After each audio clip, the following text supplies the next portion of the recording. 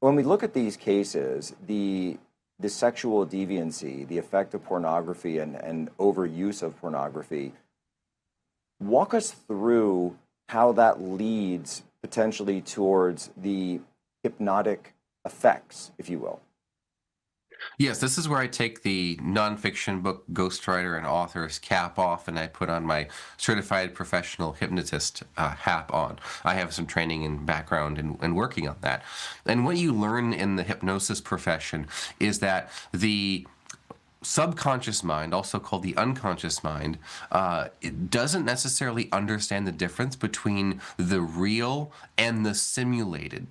So whenever you're visualizing something, perhaps you are seeing it in your mind's eye, so to speak. The brain, as it's processing that, equates that with something real that's being really seen.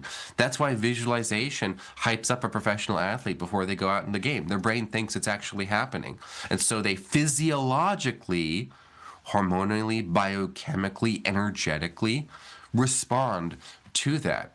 It's why, and people don't believe this, but yet there's literature on this, that visualizing weightlifting causes your muscle fibers to act and respond as if you've actually lifted weights.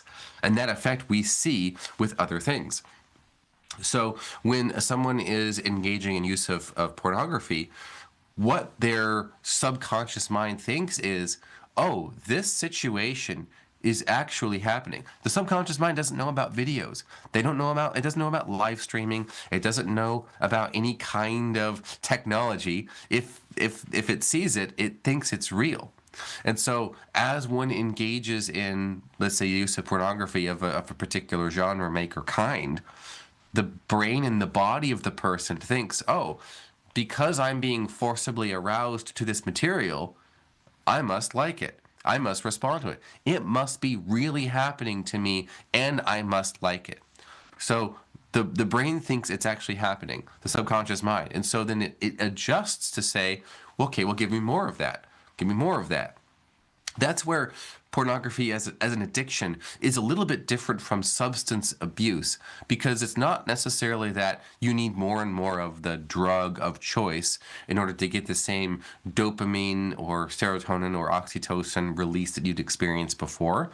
It more so is retraining your brain, your sexuality, let's say, to respond to that particular stimulus. So this particular habit, it is forcibly arousing oneself to this particular depiction, which, again, the subconscious, unconscious brain thinks is really happening in real life. Oh, I'm being aroused by this, therefore I must have a taste for it. That's Well, how and pornography works, to create these sort of weird, we would call weird, or let's say deviant behaviors. well, and it creates this need also, I suppose, the need for like when people are drug users, they're always searching for a bigger high or a recreation of their initial high. So this then for on the pornography side, they'd be looking for more and more extreme or more and more unique, different types of content. Now, I also wanted to throw on top of that. Now, let's say, for example, that the government tells you that you are not allowed to go outside, that your job is closing down, that you need to shut down, your school is closed down, and you are now going to spend your formative years stuck inside your house and you're not allowed to leave. And again, the government tells you that if you do, there is a virus outside that will kill you and your entire family. What do you suppose that does to certain people that are going through? We talked about the economic conditions, where you're going through some of these pornographic behaviors and the confluence with social media and the internet. Now add the stress of lockdowns and taking away those formative years in high school, which both of these individuals would have gone through.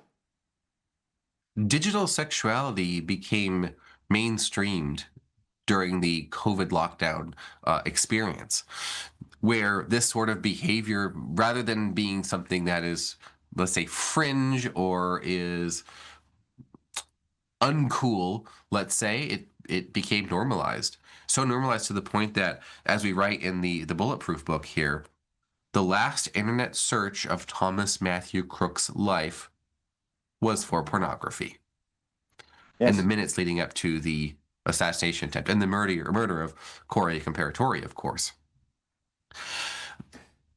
in the And we had context reported of that. So we had reported on this link between the sexual nature of Crooks as well as his lethal and violent actions, Cory Compatore, President Trump. And they always call him would-be assassin. We certainly the murder of Cory Compatore as well. We had reported on that. We still to this day don't actually know the specific content that he was searching for, though, do we? not yet, not yet. We can put it at that. Yes. As hopefully, as more questions are being asked, we will be able to find more answers. And that was one of the difficulties of the book, and we were honest about that. Is it's less a book of answers and more so a book of the questions that need to be asked and the information we have on the context of each of them so far. And what readers have shared with us, of course, is it's more complete than anything any Senate or House committee or subcommittee has released. This book that we wrote in just a matter of weeks before the election.